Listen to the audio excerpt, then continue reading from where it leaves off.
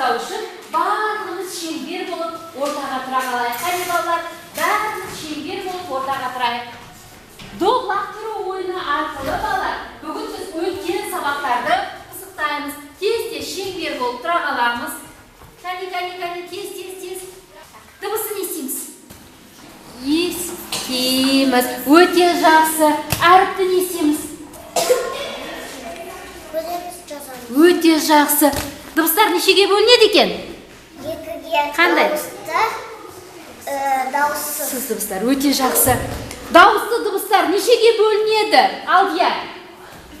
Екіге бөлінеді. Қандай болып, Ақтан? Жуан, жіңішке. Жуан және жіңішке. Дауыссыз дыбыстар нешеге бөлінеді? Дауыссыз дыбыстар Алмас.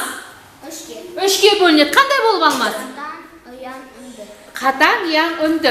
Үнді дауыссыз дыбыстарды кім айтады кәне? Үнді дауыссыз дыбыстар. Л, М, Н, Н, Р, қысқайы, У. Өте жақсы. Яң дауыссыз дыбыстарды кім айтады, Алмас? Яң дауыс. Г, Х, Д, Ж, З. Өте жақсы. Қатаң дауыссыз дыбыстарды, Малика. Қатаң дауыссыз дыбыстар. Қ, П, С, Ш, Қ, Ш. Ш. Өте жақсы. Жарайсыңдар, балалар.